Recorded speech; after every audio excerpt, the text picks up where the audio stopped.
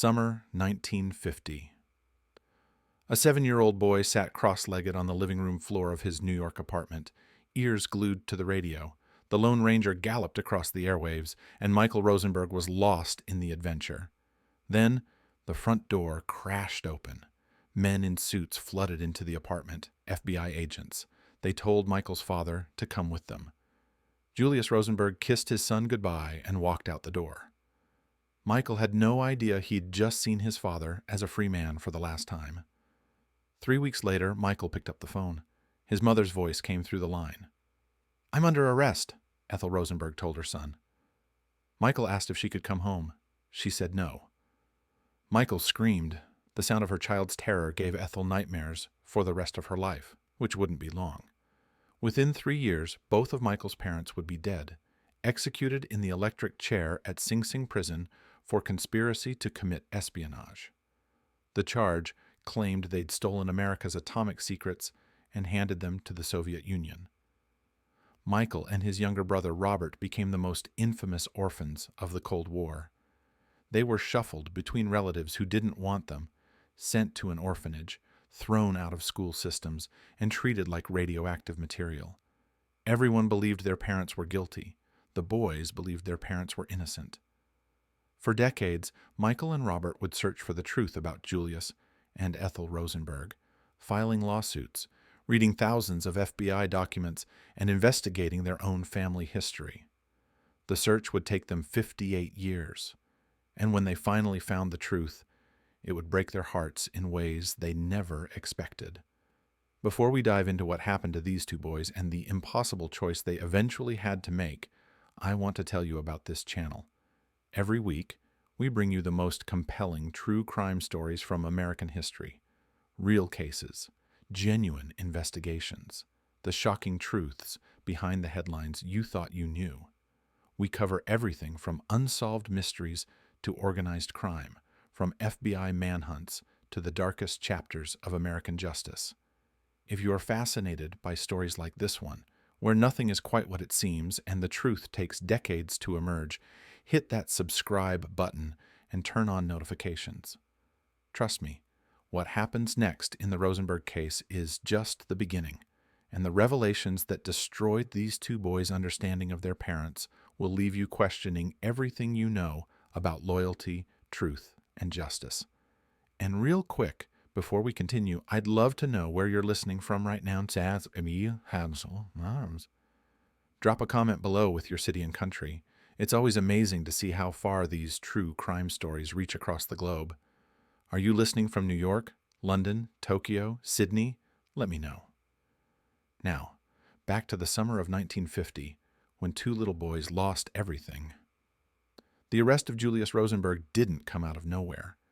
The FBI had been following a trail of atomic spies for months, and that trail led straight to a modest apartment on New York's Lower East Side.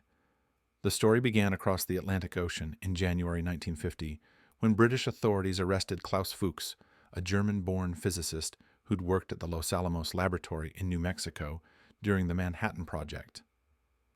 Fuchs confessed to passing nuclear secrets to the Soviet Union during World War II. His confession opened a door the FBI had been trying to break down for years. Fuchs gave investigators a name, Harry Gold, an American chemist who'd served as his courier. Gold was arrested in May 1950. Under interrogation, Gold admitted he'd collected atomic information from someone else at Los Alamos, a low-ranking Army machinist. Gold led the FBI to David Greenglass, who'd worked at Los Alamos from 1944 to 1946. On June 15, 1950, agents took Greenglass into custody. Within hours, Greenglass was talking. He told investigators that his brother-in-law, an electrical engineer named Julius Rosenberg, had recruited him into a Soviet spy ring. Greenglass claimed he'd passed sketches and descriptions of atomic bomb components to Julius, who forwarded them to Soviet handlers. The FBI arrested Julius Rosenberg on July 17, 1950. Julius denied everything. He refused to cooperate, wouldn't name names, and insisted he was innocent. FBI Director J. Edgar Hoover wanted more leverage. According to bureau documents that would be released decades later, agents decided to arrest Julius's wife, Ethel Rosenberg, even though they had virtually no evidence against her. The strategy was simple and brutal. Arrest Ethel, threaten her with death, use her as a hostage to force Julius to talk. Michael Rosenberg was 10 years old when they took his mother. His younger brother Robert was only 6. The phone call from Ethel, her voice telling Michael she'd been arrested, her inability to come home, became seared into Michael's memory. The scream he let out apparently echoed through their apartment and down the hallway. After that call, Michael and Robert's childhood was over. The boys were sent to live with their maternal grandmother, David Greenglass. She was David Greenglass's mother, which meant she was watching her daughter face execution, while her son testified for the prosecution. Tessie couldn't handle the boys. The pressure was too much, the stigma too heavy. After 3 months, she placed Michael and Robert in the Hebrew Children's Home in the Bronx. It was effectively an orphanage. Michael would later describe it as something out of Dickens, a place where staff members were free with slaps and abuse. He felt like he was in prison, just like his parents. The boys' paternal grandmother, Sophie Rosenberg, eventually removed them from the shelter. She tried to care for Michael and Robert herself, but the burden proved too great for an elderly woman. Other relatives refused to help. Michael and Robert's uncle owned a small grocery store, and his fear was practical and cold. If people found out he'd taken in the Rosenberg children, customers would stop buying from his store.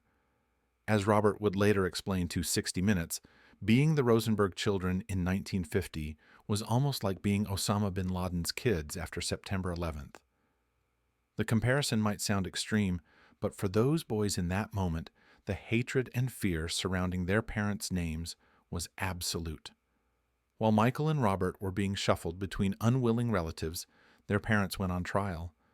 The proceedings began on March 6, 1951, in New York's Southern District Federal Court. The trial lasted nearly 1 month. Julius and Ethel were charged with conspiracy to commit espionage. They couldn't be charged with treason because the United States wasn't technically at war with the Soviet Union during the period when the alleged spying occurred. The prosecution's case rested heavily on the testimony of one man, David Greenglass, Ethel's younger brother. Greenglass took the stand and described how Julius had recruited him into the spy network in 1944. According to Greenglass's testimony, Julius had devised an elaborate recognition signal involving a Jell-O box. Julius supposedly cut a Jell-O box in half, kept one piece, and gave the other piece to Greenglass's wife, Ruth. Later, when a courier named Harry Gold visited Greenglass at his apartment in Albuquerque, Gold presented half of a Jell-O box and announced that Julius had sent him. Because the two halves fit together perfectly, Greenglass knew Gold was legitimate. He handed over sketches and descriptions of atomic bomb components. The Jell-O box detail captivated the jury. It sounded like something from a spy novel, concrete and memorable. The actual box was never produced at trial. The prosecution used a facsimile instead. No other witness ever mentioned a Jell-O box to the FBI, but the jury was riveted by the image of this bizarre spy craft. Then came the most damaging testimony. Prosecutors asked Greenglass, who had typed up his handwritten notes about atomic research before they were passed to Soviet handlers. Greenglass testified under oath that Ethel had done the typing. His wife, Ruth, took the stand and told virtually the same story. That typing testimony became known as the smoking gun in Ethel Rosenberg's conviction. According to prosecutors, the act of typing proved Ethel was an active participant in the spy ring, not merely a wife who happened to be married to a spy. Years later, prosecutors would admit that without the typing testimony, they never could have convinced a jury that Ethel was anything more than Julius's wife. And being married to a spy wasn't a crime. Judge Irving Kaufman presided over the trial. He was known for his harsh stance on communism. On March 29, 1951, the jury found both Julius and Ethel Rosenberg guilty of conspiracy to commit espionage. On April 5th, Judge Kaufman sentenced them both to death. His words from the bench were scorching. He blamed the Rosenbergs not just for espionage, but for American deaths in the Korean War. which had begun the previous year. Kaufman declared that by giving the atomic bomb to the Soviet Union years before American scientists predicted the Soviets would develop it, the Rosenbergs had caused communist aggression in Korea. He held them responsible for casualties exceeding 50,000 dead. He accused them of crimes worse than murder, crimes that had altered the course of history to the disadvantage of the United States. The death sentence shocked many observers. Even FBI Director Hoover had recommended a 30-year prison term for Ethel, believing she would eventually name names while in custody. David Greenglass, who'd actually stolen nuclear secrets from Los Alamos and admitted it, received 15 years in prison. He would serve 9.5. His wife Ruth, who by all accounts had helped facilitate the espionage, was never charged at all. This was the deal Greenglass had struck. Testify against Julius and Ethel, and Ruth stays free with their children. Michael and Robert visited their parents at Sing Sing prison during the appeals process. The boys looked at the electric chair during one visit, a grotesque piece of furniture that would soon kill their mother and father. The children asked their parents directly if they were really innocent. "Of course we are," Julius and Ethel reassured them. They wrote letters to Michael and Robert, encouraging them not to worry, promising everything would be all right. But nothing would be all right. The appeals dragged on for 2 years. 7 different appeals reached the Supreme Court. All were denied. President Harry Truman refused to grant clemency in 1952. His successor, President Dwight Eisenhower, also refused in 1953. International protests erupted. Demonstrations filled the streets of Paris, Rome, and London. Communist-led groups swarmed through European capitals demanding mercy for the Rosenbergs. American embassies were flooded with petitions. The Rosenbergs' case became a propaganda weapon for communist parties around the world, exactly what American officials had feared. The execution was scheduled for June 18, 1953, but Supreme Court Justice William Douglas granted a last-minute stay. A Tennessee lawyer had raised a legal question about whether the Espionage Act of 1917 or the newer Atomic Energy Act of 1946 should govern the sentencing. The Chief Justice called a special session of the Supreme Court, which vacated Douglas's stay on June 19th. That same day, President Eisenhower issued a statement declining clemency. He wrote that by immeasurably increasing the chances of atomic war, the Rosenbergs may have condemned tens of millions of innocent people to death. He argued that executing 2 human beings was grave, but even graver was the thought of millions of dead whose deaths might be attributable to what these spies had done. The execution was originally set for 11 at night during the Jewish Sabbath. Defense attorneys protested that execution during the Sabbath offended the defendant's Jewish heritage. Judge Kaufman rescheduled it for 8 in the evening before sunset and the official start of the Sabbath. On June 19, 1953, at a home in New Jersey, where they'd been temporarily staying with family friends, Michael and Robert Rosenberg were playing catch in the backyard. They were 10 and 6 years old. At 8:05 that evening, Julius Rosenberg died in the electric chair.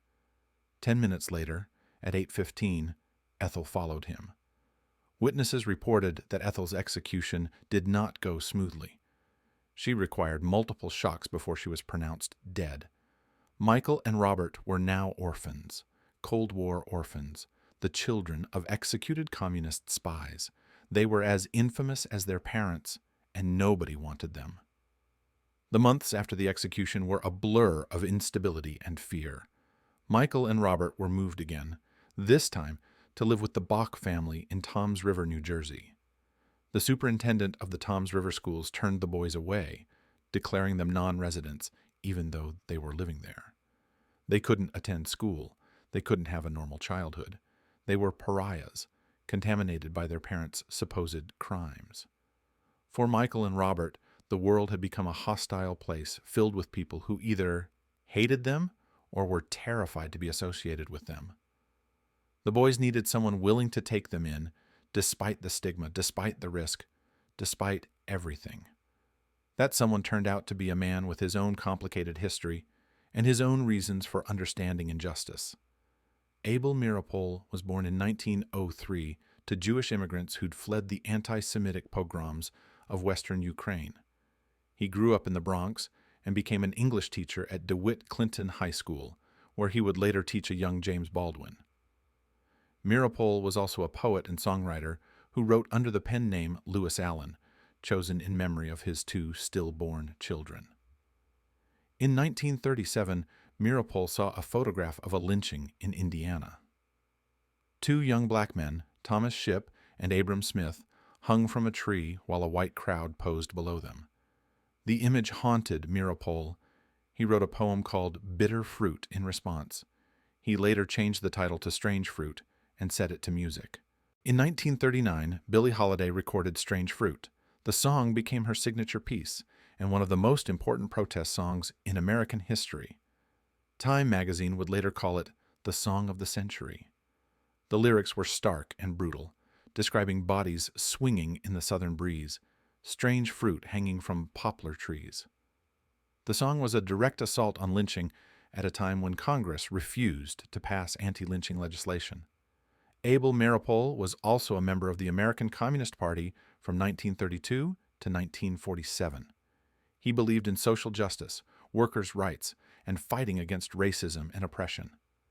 When Julius and Ethel Rosenberg were convicted, Meeropol saw them not as traitors, but as victims of Cold War hysteria, people who'd been lynched by the government for their political beliefs.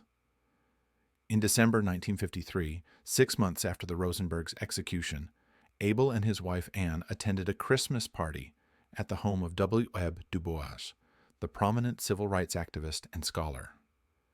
Du Bois had publicly campaigned against the Rosenbergs' execution.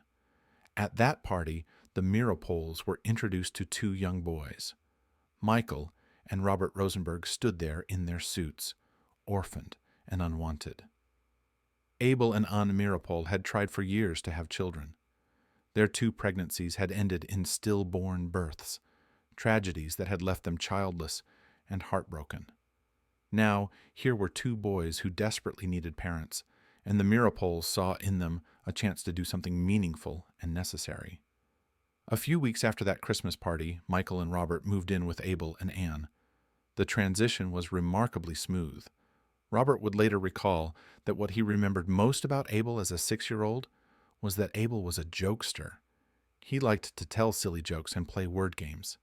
He would put on comedy shows that left Robert rolling with laughter.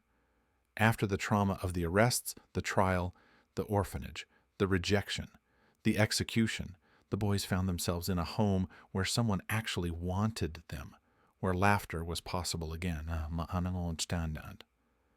In 1957, Abel and Anne officially adopted Michael and Robert. The boys took the Meeropol surname. Michael Rosenberg and Robert Rosenberg ceased to exist publicly. They became Michael Meeropol and Robert Meeropol. It was more than a name change. It was a form of protection, a way to give the boys a chance at something approaching a normal life. The Meeropols moved to Hastings-on-Hudson, New York, where Michael and Robert grew up. They attended school under their new names. They kept their true identities secret from everyone except their closest friends. They learned to live double lives, carrying the weight of who they really were while pretending to be just like everyone else. It was a necessary survival strategy in the 1950s and early 1960s, when McCarthyism still cast a long shadow, and being associated with communism could destroy careers and lives. Abel supported the family partly through royalties from his songs. Strange Fruit continued to earn income, as did another song he'd written, The House I Live In, which Frank Sinatra had recorded. Meeropol also wrote Apples, Peaches, and Cherries, which Peggy Lee turned into a hit. These royalties allowed Abel to leave his teaching position and focus on writing and raising his sons. He also left the Communist Party soon after adopting the boys, perhaps recognizing that his continued membership could draw unwanted attention to Michael and Robert. The boys grew up in the 1960s knowing that their parents had maintained their innocence until the moment of death. Julius and Ethel had written their sons letters from prison, beautiful and heartbreaking letters that expressed their love and their conviction that they'd done nothing wrong. Those letters became precious artifacts for Michael and Robert, proof that their parents had cared about them, evidence that Julius and Ethel had faced death with courage and principle. But as the boys grew into young men, questions began to gnaw at them. Were their parents really innocent? Had the United States government executed two innocent people? Or was there something more complicated happening, some truth that had been hidden from them? Michael went to Swarthmore College and then King's College at Cambridge, where he studied economics. He earned his Ph.D. from the University of Wisconsin-Madison in 1973. Robert attended Earlham College before transferring to the University of Michigan to study anthropology. Both brothers became professors, just like their adoptive father had been a teacher. Both were drawn to social justice work and progressive causes, and both carried with them an unresolved question about Julius and Ethel Rosenberg that refused to go away. In the 1970s, Michael and Robert made a decision. They would investigate their parents' case themselves. They would use every legal tool available to uncover the truth, whatever that truth might be. Michael later recalled telling himself in 1975 or thereabouts that whatever they discovered, it wouldn't change who he was. The truth mattered more than their political position. They'd believed their parents were innocent. They'd tried to prove them innocent. But if the evidence pointed another direction, they would follow it. The brothers hired lawyers and filed Freedom of Information Act lawsuits against the CIA and the FBI. The government fought them for years, but eventually the courts ordered the release of documents related to the Rosenberg case. Over time, Michael and Robert obtained access to 300,000 pages of previously classified files. They poured through FBI reports, surveillance logs, interrogation transcripts, and internal memos. In 1975, they co-wrote a book called We Are Your Sons, The Legacy of Ethel and Julius Rosenberg, which argued for their parents' innocence based on the evidence they'd gathered so far. But even as they wrote that book, doubts were creeping in. The documentary record was starting to paint a picture that didn't match the one Julius and Ethel had maintained. Then, in 1995, the National Security Agency declassified a cache of documents that changed everything. The Venona Project had been one of the most closely guarded secrets of the Cold War. In 1943, the United States Army's Signal Intelligence Service had begun intercepting encrypted Soviet diplomatic cables. The Soviets used a theoretically unbreakable encryption system called a one-time pad. Each message was encoded using a randomly generated key that was supposed to be used only once and then destroyed. If the system had been used correctly, the messages would have remained secure forever. But Soviet encryption clerks had made a critical error during World War II. They'd reused some of the one-time pads due to wartime shortages and pressure. That mistake created a vulnerability. American cryptanalysts at Arlington Hall, led by a brilliant codebreaker named Meredith Gardner, discovered the reused pads in 1946. Once they realized what had happened, they could begin decrypting portions of the Soviet communications. It was painstaking work. The messages were only partially readable. Many remained fragmentary and ambiguous. But over the course of decades, the code breakers decrypted approximately 3,000 messages out of millions that had been intercepted. Those decrypted cables revealed Soviet espionage operations across the United States and Britain. They exposed the Cambridge 5 spy ring in the United Kingdom. They identified American spies in the State Department, the Treasury Department, the Office of Strategic Services, and even the White House. And they revealed Soviet espionage at the Manhattan Project in Los Alamos. The Venona decrypts confirmed that Julius Rosenberg had been a Soviet agent. His code names were Antenna and Liberal. Between 1944 and 1945, Venona analysts picked up 21 cables referring to Julius. The cables showed he'd run a productive spy network operating out of New York City. He'd recruited multiple agents. He'd collected information on radar, sonar, jet propulsion engines, and military technology. His network stole all kinds of military and industrial secrets. The government had known about Venona during the Rosenberg trial, but couldn't use it as evidence. Prosecutors feared that revealing the decrypts in court would alert the Soviets that their codes had been broken. The Venona Project remained classified until 1995, more than 40 years after Julius and Ethel's execution. When the documents were finally released, historians and journalists dove into them. The evidence was clear. Julius Rosenberg had been a Soviet spy. Michael and Robert read the Venona cables. They studied the analysis. They consulted with experts. The evidence kept mounting. Their father had done what the government accused him of doing, not exactly in the way prosecutors had claimed at trial, but the core allegation was true. Julius had recruited agents. He'd stolen secrets. He'd worked for Soviet intelligence. For Michael and Robert, this created an agonizing conflict. They'd spent their entire adult lives believing their parents were innocent, martyrs to Cold War paranoia. They'd written books defending Julius and Ethel. They'd given speeches. They'd built identities partly around the idea that their parents had been wrongfully executed. Now, the evidence was forcing them to reconsider everything. But they still weren't ready to publicly admit what they were coming to believe. Not yet. They needed something more definitive, something that couldn't be explained away or reinterpreted. They needed someone who'd been there, someone who knew the truth firsthand, to finally tell it. That someone was Morton Sobel. He'd been Julius's co-defendant at trial, convicted along with the Rosenbergs in 1951. Sobel had received a 30-year sentence. He'd served 18 years before being released in 1969. For nearly 40 years after his release, Sobel maintained his innocence. He insisted he'd been framed, that he and Julius had been victims of Cold War hysteria, that the charges were fabricated. Sobel became a symbol for those who believed the Rosenberg trial had been a miscarriage of justice. Then, in September 2008, everything changed. Morton Sobel, now 91 years old, gave an interview to the New York Times. Reporter Sam Roberts asked Sobel directly about his espionage activities. Sobel admitted the truth for the first time. Yes, he'd been a Soviet spy.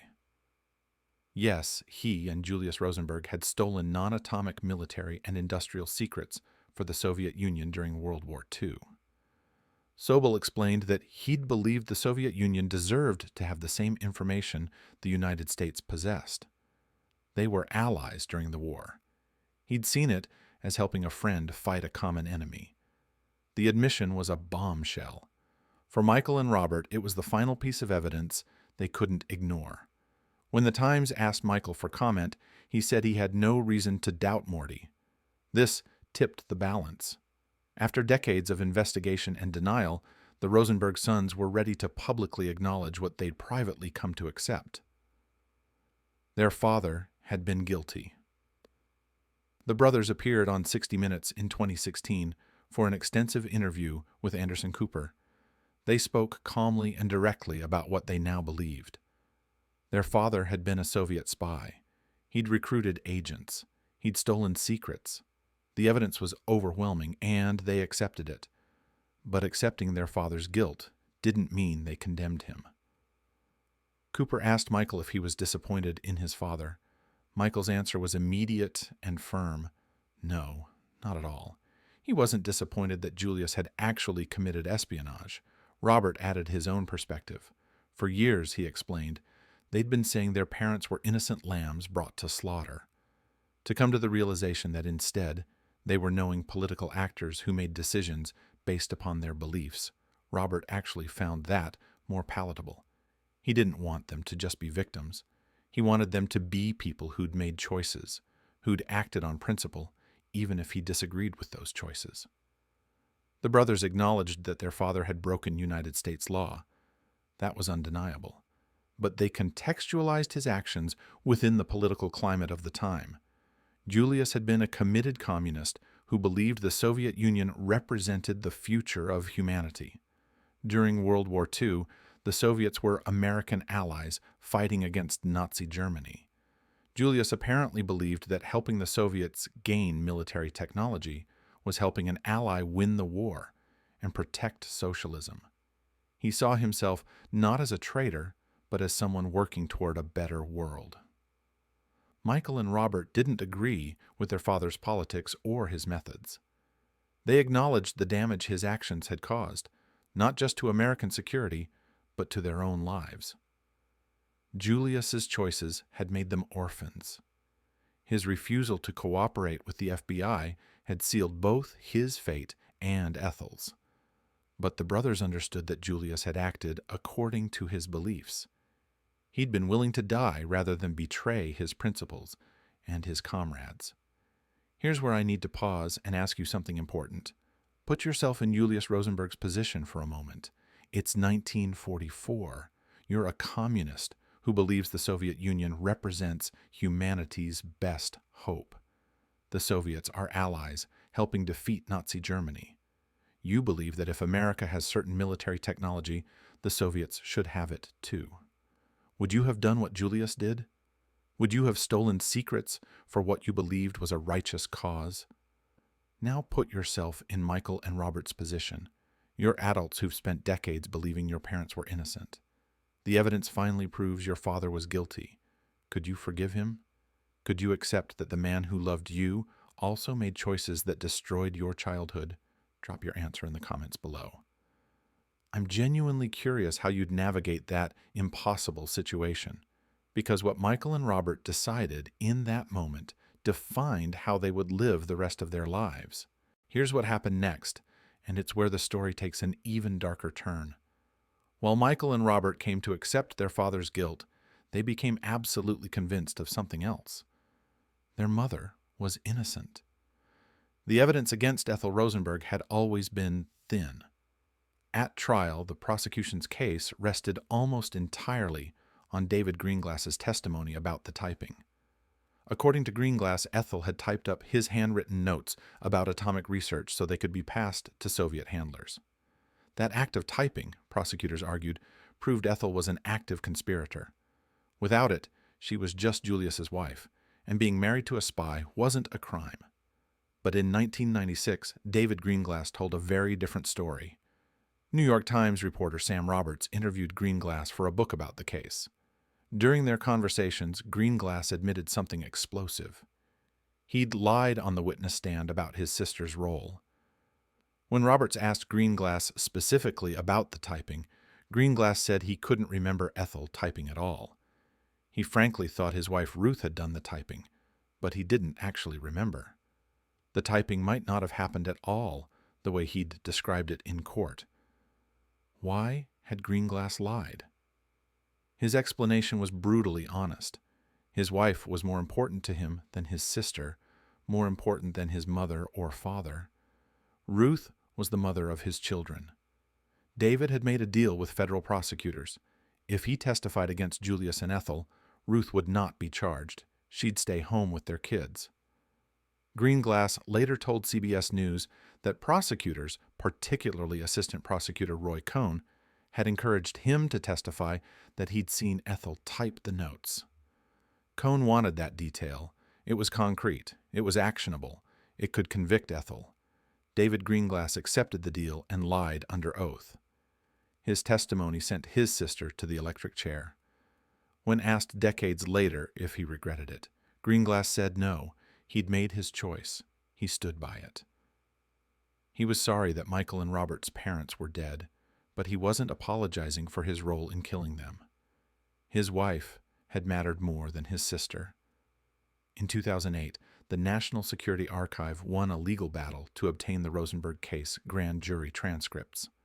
When those documents were released, they revealed something crucial. In August 1950, just days after his arrest, David Greenglass had testified before a grand jury. The prosecutor asked him directly whether Ethel had been involved in the espionage. Greenglass's sworn testimony was unambiguous. He said he'd never spoken to his sister about any of it. Ethel wasn't involved. She didn't know what David and Julius were doing. That was David Greenglass's first story under oath. His second story, the one he told at trial in February 1951, came 10 days before the trial began. Suddenly, Greenglass remembered that Ethel had typed the notes. Ruth backed him up with nearly identical testimony. The timing suggested the story had been coordinated, manufactured, to give prosecutors what they needed to convict Ethel. FBI documents released through Freedom of Information Act requests supported this theory. Internal FBI memos from 1950 showed that agents had arrested Ethel specifically as leverage to force Julius to talk. Agents believed Julius was running the spy network. They thought threatening Ethel would break him. When Julius refused to cooperate, they proceeded with prosecuting Ethel anyway, using Greenglass's fabricated typing testimony to secure a conviction. Even FBI Director Hoover had recommended a 30-year sentence for Ethel rather than death. He thought she'd eventually name names from prison, but Judge Kaufman had given both Rosenbergs the death penalty, and prosecutors made clear they hoped the threat of Ethel's execution would make Julius confess. Julius never did. The government killed the hostage. Michael and Robert became convinced that their mother had been what they called collateral damage in a political prosecution. She'd been arrested to pressure Julius. Evidence against her had been fabricated weeks before trial. She'd been convicted on the perjured testimony of her own brother, who'd lied to save his wife. And she'd been executed not for her own crimes, but as continued pressure on Julius, who still wouldn't talk even as Ethel faced death. The Venona cables, which had confirmed Julius's guilt, contained almost nothing about Ethel. She had no code name. Soviet handlers barely mentioned her. The few references that existed suggested she knew about Julius's activities and was generally supportive, but there was no indication she'd actively participated in espionage. She hadn't recruited agents, she hadn't stolen secrets, she hadn't passed information to handlers. She'd been a housewife raising 2 young boys, while her husband led a double life. Michael and Robert launched a campaign to have their mother posthumously exonerated. They wrote op-eds in the New York Times. They gave interviews. They petitioned government officials. In 2015, on what would have been Ethel's 100th birthday, the New York City Council and the Manhattan Borough President issued proclamations honoring Ethel Rosenberg and declaring that her conviction and execution had been unjust. In 2016, Michael and Robert formally petitioned President Barack Obama to exonerate their mother. They argued that Ethel had never been a spy, that evidence against her had been fabricated, and that she'd been executed wrongfully. The petition presented newly released documents, analysis from legal scholars, and testimony from historians. It laid out a systematic case that Ethel Rosenberg had been the victim of prosecutorial misconduct and judicial murder. Obama denied the petition. His administration offered no public explanation. The government's position remained unchanged. Ethel Rosenberg had been legally convicted by a jury. The conviction stood. No exoneration would be forthcoming. In 2021, Michael and Robert tried again. They petitioned President Joe Biden, hoping a new administration might view the case differently. As of now, that petition remains pending. The government has not acted on it. Ethel Rosenberg remains officially a convicted spy, guilty of conspiracy to commit espionage, justly executed according to the law. The brothers have spent their later years trying to clear their mother's name while accepting their father's guilt.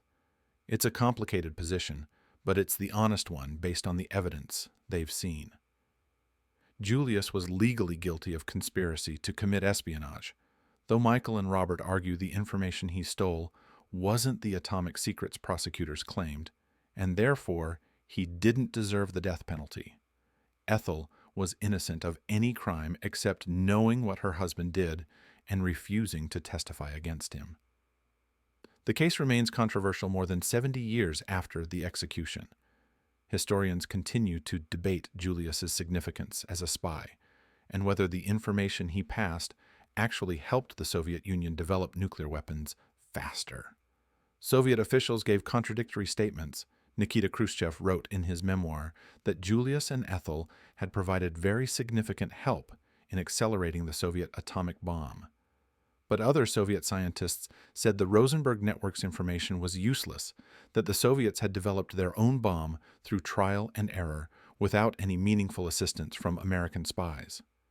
The truth probably lies somewhere in between.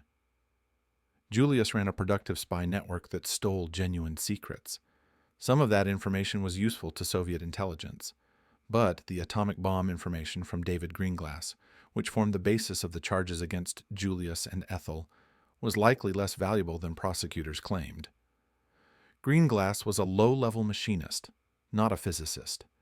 His understanding of the bomb's design was limited and crude. More sophisticated spies like Klaus Fuchs provided far more useful atomic intelligence. Michael and Robert have built lives around social justice and helping others who've been targeted for their political beliefs. Robert founded the Rosenberg Fund for Children in 1990, a nonprofit that provides support for children whose parents have been targeted as progressive activists. The organization helps young people who've lost parents to political persecution, who've been affected by their parents' activism, or who've themselves become activists and faced consequences. It's Robert's way of honoring his parents' commitment to justice while helping children avoid the trauma he and Michael experienced. Michael became an economics professor at Western New England College in Massachusetts, where he taught for many years. He's written extensively about economic policy from a progressive perspective and has been a regular commentator on public radio. Both brothers have participated in documentaries about their parents' case. Michael's daughter Ivy directed a film called Heir to an Execution, which premiered at the Sundance Film Festival in 2004. The brothers are in their 80s now, and time is running out for them to see their mother exonerated. They know the odds are long. The government has shown no willingness to revisit the case or admit error.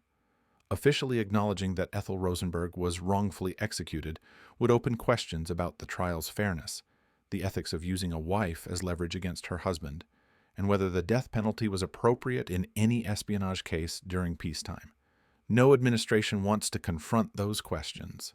Before we wrap up this story, I want to thank you for taking this journey through one of the most controversial cases in American history. This channel brings you deep dives into true crime history every single week. Cases that shaped America, mysteries that remain unsolved, criminal minds that defied comprehension, and stories like this one where truth and justice don't align the way we wish they would. If you haven't subscribed yet, now's the perfect time. Hit that button and turn on notifications so you never miss an episode. Next week, we're diving into another case where the truth took decades to emerge and the people involved paid prices no one should have to pay. But this story isn't quite over yet. I want to hear your thoughts. So what do you think? Did the Rosenberg case represent justice or judicial murder? Should Ethel be exonerated? Was Julius a traitor or a man acting according to his beliefs? What would you have done if you were Julius, facing death but refusing to betray your comrades? What would you have done if you were Michael and Robert, discovering your father's guilt after defending him for decades? Drop your thoughts in the comments below. I read every single one, and I love hearing your perspectives on these impossible moral dilemmas. The Rosenberg case remains one of the defining moments of the Cold War, a story where politics, justice, family loyalty, and individual conscience collided with devastating consequences. 2 people were executed, 2 children were orphaned, a brother betrayed his sister, a government used questionable tactics to secure convictions, and 70 years later, we're still debating whether any of it served the cause of justice or merely the demands of political expediency. Michael and Robert Mirapol have lived extraordinary lives shaped by circumstances they never chose. They lost their birth parents to the electric chair. They were rejected by their own relatives. They found sanctuary with a man who'd written one of the most important protest songs in American history. They spent decades searching for truth about their parents, and when they found it, the truth broke their hearts and vindicated their mother while confirming their father's guilt. They've forgiven Julius for the choices he made, accepted Ethel as the innocent victim she was, and dedicated their lives to helping others who face injustice. The boys who listened to the Lone Ranger and played catch on the day their parents died have become elderly men still fighting for their mother's name. They've accepted an impossible truth about their father while refusing to accept an unjust verdict about their mother. They've learned to live with complexity, with contradictions, with the knowledge that the people we love can make choices we don't agree with, and that justice doesn't always prevail, even when truth emerges. The Rosenberg orphans grew up to become warriors for truth, even when that truth hurt them. They became advocates for justice, even when justice remained elusive, and they became living proof that you can love someone, acknowledge their mistakes, and still believe they deserved better than what they got. Julius Rosenberg was a Soviet spy who made choices that orphaned his children. Ethel Rosenberg was an innocent woman executed for a crime she didn't commit. And Michael and Robert Rosenberg are the sons who had to learn to live with both of those truths at the same time.